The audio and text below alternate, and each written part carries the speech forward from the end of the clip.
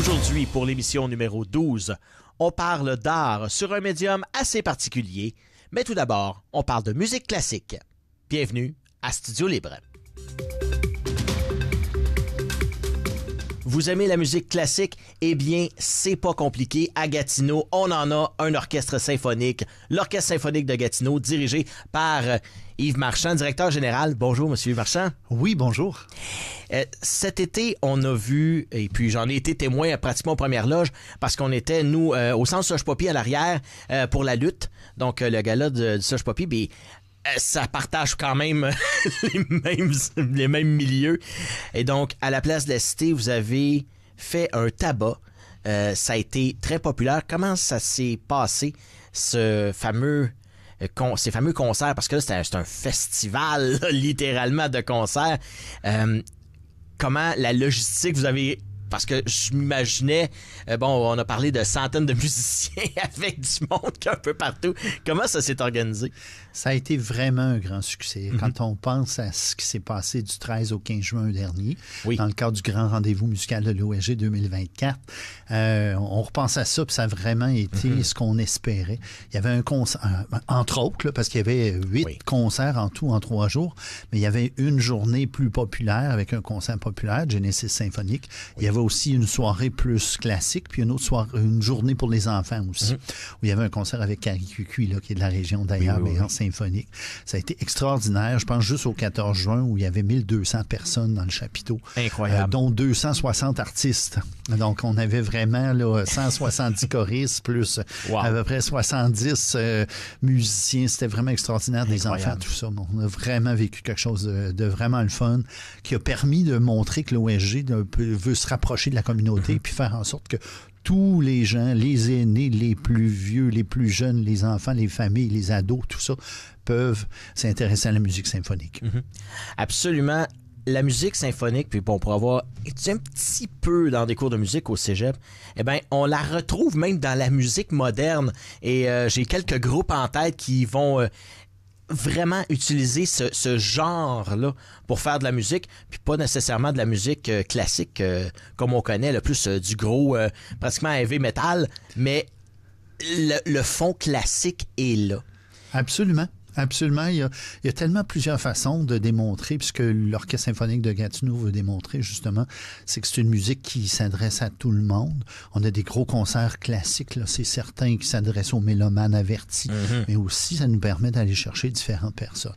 Comme d'ailleurs, les concerts qui s'en viennent, il y a aussi des concerts qui sont particulièrement connus du monde classique et puis en même temps intéressent tout le monde. Le 9 novembre, justement, on en parle, c'est le romantisme de Rachmaninoff. Ce qu'on va présenter, en fait, c'est la symphonie numéro 2 de Rachmaninoff, qui est relativement très connue des gens. C'est un thème que les gens reconnaîtraient, même les gens qui s'intéressent peut-être un petit peu moins à la musique classique.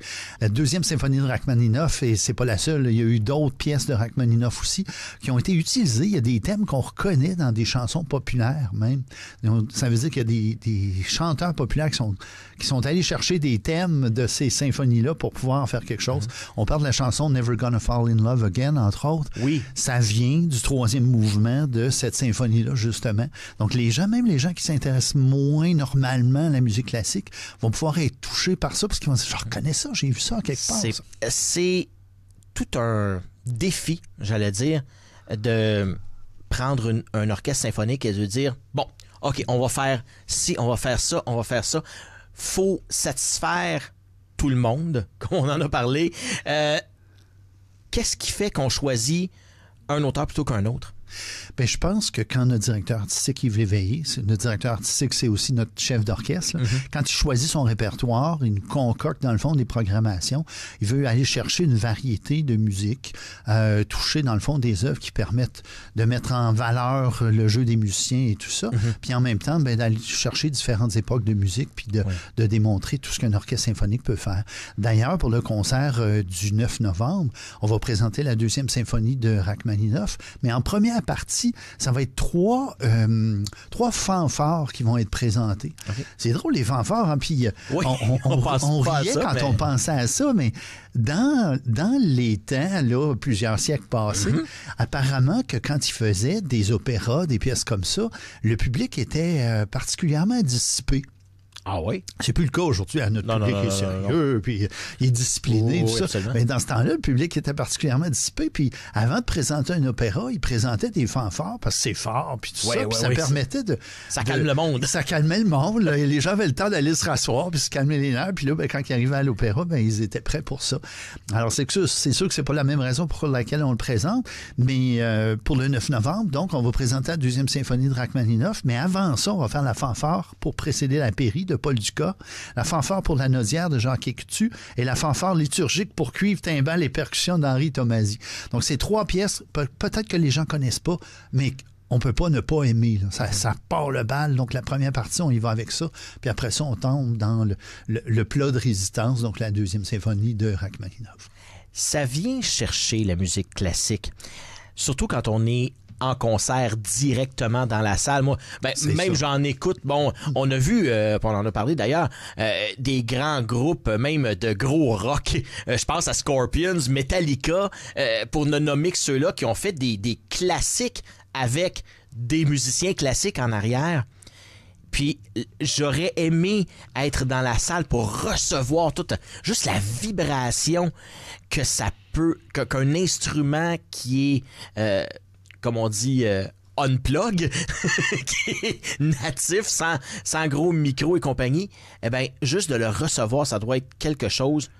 Puis, est-ce qu'on s'habitue à ça ou est-ce qu'on est impressionné encore? Parce que, bon, ça fait quand même un bon bout de temps que vous êtes là. Est-ce que la magie revient à chaque fois? Je suis convaincu, puis je le ressens, que la magie, ça revient tout le temps. Puis je suis convaincu que notre directeur artistique dirait la même chose, Yves Léveillé, qu'à chaque fois qu'il se présente devant les musiciens pour monter une nouvelle pièce, c'est toujours extraordinaire. Moi, comme directeur général, j'ai la chance d'écouter l'orchestre qui répète, et ça me fascine à chaque fois, parce que les musiciens s'assoient, tu as 55, 60 musiciens, dépendamment du concert, parfois plus. Ils s'assoient, ils n'ont jamais joué la pièce ensemble.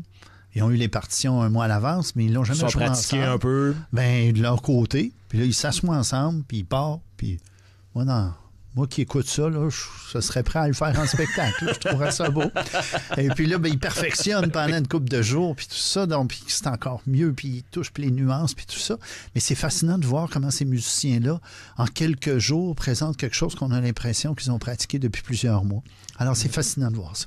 Ben souvent, je pense que c'est Diane Fautaine, la peintre, qui me disait, elle me dit, souvent le monde me demande comment ça a pris de temps.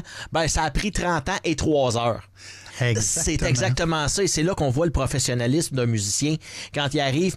Et puis d'ailleurs, j'en écoute sur YouTube, c'est des drummers, des batteurs. Et puis il écoute une chanson pour la première fois. Écoute ça, j'ai jamais, genre, là tu te dis, voyons donc, t'as jamais entendu ça, mais souvent, ils sont dans leur bulle, dans leur monde. Puis là, ils vont les sortir de... Puis là, il attend ça. Il fait comme, ouais, OK. OK, c'est beau, part la toune. Et le gars l'a fait avec son impression. Puis tu te dis, waouh, je ferais ça en concert. C'est un peu le même principe, là. C'est la même chose. Oui, vous avez raison. Le principe de dire, les musiciens sont experts dans leur domaine, c'est là qu'on le voit. Puis ça doit être quand même impressionnant. Et j'allais dire, rassurant pour un chef d'orchestre quand tu dis, bon, j'ai ma gang, que je leur envoie n'importe quoi. Je suis comme, oui, amène ça, on t'arrange ça. C'est ça. C'est toujours très impressionnant d'écouter un orchestre symphonique avec plusieurs musiciens. Quand on parle de 50, 60, 65 musiciens qui jouent une œuvre, que ce soit de la musique classique, que ce soit parfois de la musique plus populaire, de différents styles, c'est toujours extraordinaire de le voir comme ça. Puis ça y donne une texture merveilleuse là, de l'entendre comme ça. On a très hâte à samedi. Ben, j'imagine.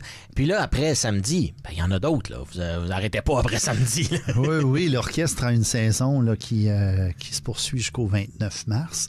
D'ailleurs, c'est encore quelque chose d'extraordinaire là, qui s'en vient le 21 décembre. C'est le Messie d'Handel que les gens connaissent sans doute avec l'Alléluia. Là, qu'on connaît dans le temps de Noël.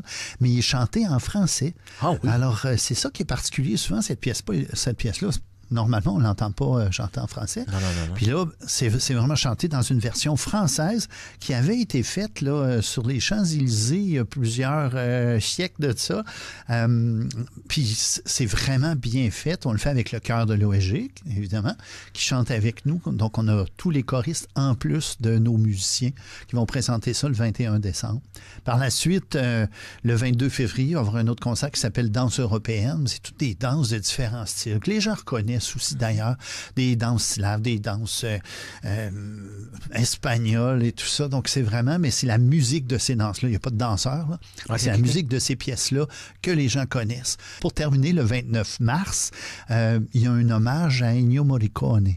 Donc c'est vraiment l'univers d'Ennio Morricone qui a fait des musiques de films extraordinaires. Les western spaghetti, on en a. Il était une fois dans l'Ouest, d'ailleurs. C'est assez beau. Hein, c'est incroyable comment ça peut être...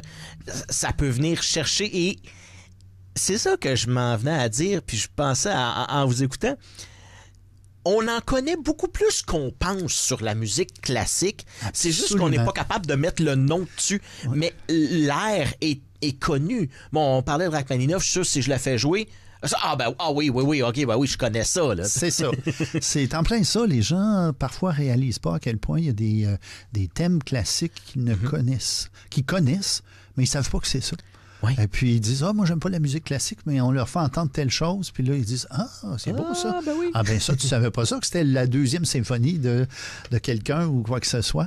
Alors, c'est le fun de voir les gens qui redécouvrent parfois des thèmes et puis qui apprécient de les entendre jouer par un orchestre symphonique. Ils se disent, c'est ça que j'entendais. C'est en plein ça, oui. Mozart, Beethoven, on les connaît de nom, mais de dire ça c'est une telle puis parce qu'à un moment donné ils ont été très prolifiques aussi à leur époque. Donc, exactement. Ça fait que on en a, c'était les pop stars de l'époque là. Oui, vous avez entièrement raison. Les musiciens qu'on considère comme des musiciens compositeurs classiques aujourd'hui, dans ce temps-là, c'était des rockstars, peut-être pas rock là, ça ne s'appelait pas comme ça, mais c'était des stars dans leur côté, les gens allaient les voir, c'était de la musique populaire dans ce temps-là. Aujourd'hui, c'est de la musique classique.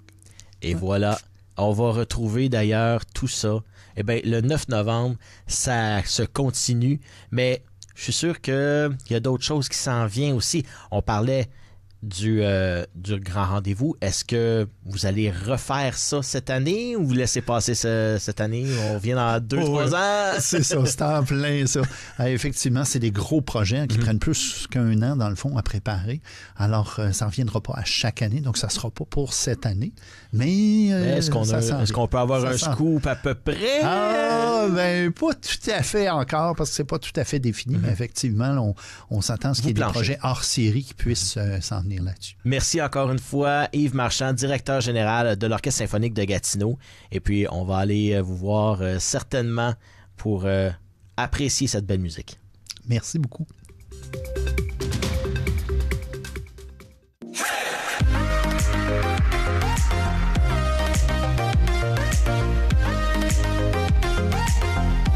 TVC Basse-Lièvre, la télé au service de sa communauté.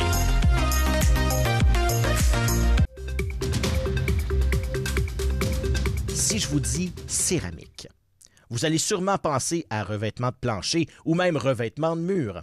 Mais ma prochaine invitée pense surtout à l'art. Directrice générale du Centre d'action culturelle de la MRC de Papineau, Émilie Laverdière. Bonjour. Bonjour. Oui, on pense justement à l'art pour l'exposition céramique. Mais c'est une exposition en plusieurs volets, est-ce que j'ai pu lire? Oui, tout à fait. Alors, le projet est né de gens de notre organisme. On a mis sur pied un comité et sur lequel siégeait M. Koen de Winter, qui est un citoyen de la Petite Nation, qui a une longue feuille de route en design et aussi dans l'art de la céramique. Et c'est aussi, pour moi, personnellement, une forme d'art qui m'intéresse particulièrement.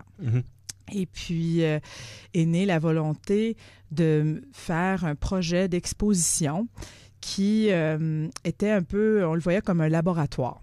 Un laboratoire dans le but de vivre une expérience de travail avec un commissaire et qui développerait tout un projet d'exposition pour nous. et de travailler de A à Z en collaboration avec lui sur la réalisation de ce projet-là d'exposition. Alors, Koen de Winter a mis sur pied ce projet pour le centre qui était présenté en 2 temps. Koen de Winter est déjà impliqué dans un festival qui a lieu à Plaisance, qui s'appelle le Festival de l'Argile de Plaisance, qui est coordonné par les créateurs de la Petite Nation. C'est leur événement qui gère le projet. Et Koen a toujours été impliqué d'une façon ou d'une autre dans ce festival-là. Alors pour lui, c'était tout à fait naturel que le concept de l'exposition soit présenté d'une part en lien avec ce festival-là et dans un deuxième temps, dans notre centre d'exposition. Notre centre d'exposition qui s'appelle Napoléon Bourassa à Montebello. Alors, le premier volet a lieu cet automne dans le cadre du Festival de l'Argile au mois de septembre et le deuxième volet qui s'en vient va avoir lieu chez nous à Montebello. Alors, le titre du projet comme tel, c'est Céramique, l'art de faire, faire de l'art. Alors, le volet l'art de faire, on le voyait dans le cadre du Festival de l'Argile où il y avait plusieurs artistes exposants qui faisaient même des démonstrations. Et c'est tout un art, il faut le dire. Tout à fait. Et dans un deuxième volet, faire de l'art, c'est ce qui sera présenté au Centre d'exposition Napoléon Bourassa, où nous verrons le travail de 10 artistes céramistes québécois et choisis par notre commissaire Koen de Winter. Quand on choisit des artistes, est-ce qu'il y en a d'autres dans la région? Parce que, bon, je pense, il y a beaucoup ici de peintres, on en a des sculpteurs, on en a beaucoup sur toutes sortes de matières, mais des artistes céramistes, est-ce qu'il y en a beaucoup plus qu'on pense dans la région? Oui, bien, il y en a plusieurs artistes en Outaouais dont le médium principal, c'est l'argile. Chacun a une pratique très différente. Ce qu'il faut comprendre avec l'argile, c'est que les possibilités sont à l'infini. C'est un médium qui existe depuis l'âge de la préhistoire. L'âge de pierre, oui, en tout cas, ça date depuis très longtemps que l'être humain a découvert des qualités de l'argile une fois transformée par le feu pour en faire des objets utilitaires. Et l'idée ici de l'exposition de notre commissaire, c'est de présenter finalement comment cette forme d'art-là est venue d'une utilité pour devenir vraiment des œuvres d'art. Oui, absolument. Alors, il y a différentes techniques de transformation de la matière première qui est l'argile pour en faire finalement, selon la volonté et la vision artistique là, de l'artiste. Alors, les artistes choisis et invités vont démontrer des exemples de différentes techniques de fabrication et de réalisation de l'argile. Et pour revenir à ta question, oui, en Outaouais, il y a plusieurs artistes. Dans le cadre de notre exposition, on a 2 artistes là, qui travaillent et demeurent en Outaouais. Pour les nommer, ce sont l'artiste Michel Lemire, qui est basé à Ripon, qui a la galerie d'art Solar, et Raymond Warren, qui est bien connu là, comme artiste céramiste sculpteur là, dans le milieu de l'art de la céramique. On en parlait justement, l'argile qui compose la céramique éventuellement, c'est malléable. On n'a pas qu'à penser à de la plasticine. On peut faire littéralement ce qu'on veut. Elle a aussi ses limites. Dépendamment de ce qu'on veut faire avec l'argile, il y a aussi la matière, la plasticité, le type d'argile, parce qu'il y en a différents types. Il y a de la porcelaine, il y a du grès, il y a de la semi-porcelaine. Ça dépend de la composition de l'argile, parce que, c'est sûr qu'on peut aller chercher quelque chose direct de la matière première. Dans une rivière, il y a quand même de la transformation qui doit être faite. Et après ça, c'est de voir sa plasticité lorsqu'on la manipule. Et il y a plusieurs étapes. Alors, il y a des étapes de séchage. Il y a normalement au moins 2 cuissons qui sont faites. Il y a plusieurs étapes de transformation. Et ce qui fait en sorte que selon la composition, selon le type de matière première qui est utilisée, il y a quand même, on peut en faire ce que l'on veut, mais le matériel quand même peut nous imposer certaines limites parce que ça peut casser, ça peut éclater, il peut y avoir des fissures. Alors, c'est là qu'on voit aussi l'art de pouvoir travailler avec ce médium-là et justement connaître les limites pour s'assurer d'avoir un résultat satisfaisant. Oui. On le voit dans certaines personnes qui essaient, notamment avec des tours, là, faire des vases et puis ça. Là, à un moment donné, ils disent, oh, ça va. Clac, à un moment donné, ça éclate. Ou ça parfois écrase, même à la cuisson aussi, ça peut avoir... il y a une fissure qu'on n'a pas vue et puis ça cuit en cuisant. Ça cuit puis ça éclate. Exactement.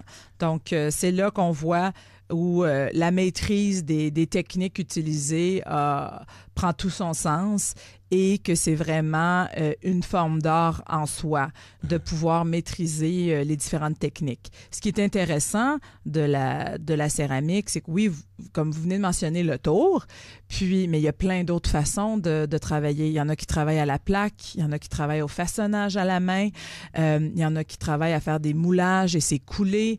Il y a toutes sortes de façons de s'y prendre pour arriver à ce qu'on veut réaliser finalement. Alors, c'est vraiment un médium on n'a pas assez d'une vie pour explorer les possibilités de l'argile. Et ensuite, tout le processus de cuisson, c'est tout un autre monde. Tout le monde aussi de l'émaillage de la céramique, ça aussi. Alors, c'est vraiment, il y a un mélange de connaissances, de maîtrise, de pratique et aussi de surprise quand même. Oui. Parce que on essaie d'avoir le contrôle, mais pour l'artiste, on n'a jamais 100% le contrôle de tout. Il y a souvent des surprises qui peuvent arriver. Oui. Et même, j'imagine, avec des artistes très expérimentés qui en font à la quantité pratiquement industrielle. Ouais. Et puis, ils peuvent se tromper encore et encore. Ça peut arriver. Comme tout le monde, hein, on est tous des êtres humains. Parfois, juste comment on se sent dans une journée, ça peut avoir un impact sur sa création. Tout à fait. Il y a des choses comme ça qui arrivent, ça c'est normal, puis ça fait partie du processus de création, je pense. Alors, je pense que pour les visiteurs qui viendront découvrir notre exposition, ils auront la chance de mieux comprendre et d'apprécier les différentes techniques possibles. C'est sûr c'est pas une exposition, on prétend pas montrer toutes les techniques là, qui existent, mais il va y en avoir quand même plusieurs bons exemples et ça va permettre aussi d'éveiller les gens à reconnaître que ce n'est pas simplement de l'art utilitaire, que ça dépasse l'utilité. Même certains objets utilitaires deviennent œuvres d'art tellement que la création effleure la perfection presque. Et là, maintenant, le centre est toujours situé dans la municipalité en bas. Donc, il y a quand même une évolution qui s'est passée depuis les dernières années. On en a parlé d'ailleurs dans certains de mes articles à l'époque que j'étais au journal. Oui. Bon, ça s'en vient comment le déménagement et l'aménagement de l'église de Montebello? Est-ce que c'est encore quelque chose qui est d'actualité? Oui, bien, écoutez... C'est un projet quand même de longue haleine. Oui, tout à fait. C'est un projet de longue haleine. Le centre, pour se le rappeler, là, on a déménagé à Montebello en 2020. Nous étions, depuis l'existence du centre, depuis 2007, à Saint-André-Avelin. Et nous sommes déménagés à Montebello à l'invitation de la municipalité qui, à l'époque, avait envie de faire un projet de transformation et de requalification de son église. Alors, depuis la municipalité, il y a eu le transfert, l'église a acquis, la municipalité a acquis l'église. Il y a eu ce transfert-là de la fabrique, là, qui était la propriétaire de l'église. Donc, l'immeuble a été désacralisé. Et il y a quand même plusieurs éléments là, qui ont fait en sorte que ça a pris du temps, pour toutes sortes de raisons valables. Le projet en est au stade où il y a un organisme Éco-Bâtiment qui a proposé 5 types de scénarios qui intégraient le centre d'action culturelle dans l'Église et qui prenaient en compte, bien évidemment, les besoins de la municipalité. Car la municipalité a un besoin d'espace communautaire multifonctionnel. Alors, nous en sommes à ce stade-là. On est arrivé à un consensus avec bien du temps, là, un scénario commun qui faisait satisfait à tout le monde. Exactement. Et là est venu un document que la municipalité a eu connaissance qui faisait état d'un carnet de santé de l'immeuble datant de 2019 et qui énumérait plusieurs éléments de réflexion à faire sur l'immeuble avec des coûts importants. Alors, suite à la découverte de ce document-là, la municipalité a pris la décision de refaire un carnet à jour en date de cette année pour avoir une meilleure idée des coûts à l'heure actuelle. Et a fait aussi une rencontre, oui, parce que les coûts augmentent, évidemment, et puis et a fait une rencontre auprès des citoyens à la fin de l'automne, au début de l'hiver 2023, et pour savoir connaissant ces frais-là liés, ces importants coûts, quelle était la volonté des citoyens face à leur église, parce que là, maintenant que ça appartient à la municipalité, c'est un bien commun, hein, ça devient communautaire. Alors, ce qui en est sorti, c'est que les citoyens souhaitaient que la municipalité poursuive, de continuer à garder l'église, que ça demeure un bien commun. Et puis, la municipalité, donc, a pris sur elle de faire, c'est ça, la mise à jour du carnet avec le même architecte qui avait fait le document à l'époque et prévoit, je crois, rencontrer à nouveau les citoyens pour faire état de la situation suite à ça. Et puis, pour ce qui est du comité de transformation de l'Église, qui était un comité direct de la municipalité, sur lequel siégeait un membre de notre conseil d'administration, eh bien, ce comité-là a été aboli le temps que la municipalité puisse avancer. Alors là, ça a refroidi, je dois l'avouer, je pense, les ardeurs de la municipalité d'aller de l'avant avec un projet de transformation, sachant qu'il y avait des coûts. On va souhaiter que justement ça soit plus que ça aille plus vite. On sait avec les rééditions de comptes, les demandes de subventions ici et ça, les programmes différents, aller chercher vraiment tous les petits programmes. Ça prend du temps. Oui. Mais merci beaucoup d'avoir été avec nous, Émilie Laverdière, directrice générale du Centre d'action culturelle de la MRC de Papineau. Puis on vous souhaite un déménagement dans les prochaines années. Évidemment, ça va prendre quelques temps, mais merci encore une fois. Merci. Merci beaucoup d'avoir été des nôtres pour cette édition numéro 12 de Studio Libre. J'aimerais remercier mes invités d'aujourd'hui. Tout d'abord, Émilie Laverdière, directrice générale du Centre d'action culturelle de la MRC de Papineau, et aussi Yves Marchand, directeur général de l'Orchestre symphonique de Gatineau. Je vous rappelle que toutes nos émissions sont disponibles sur notre chaîne YouTube et nous avons également notre groupe Facebook TVC Basse-Lièvre officiel. Et ensuite, on se dit, nous, au revoir et à la prochaine pour un autre Studio Libre.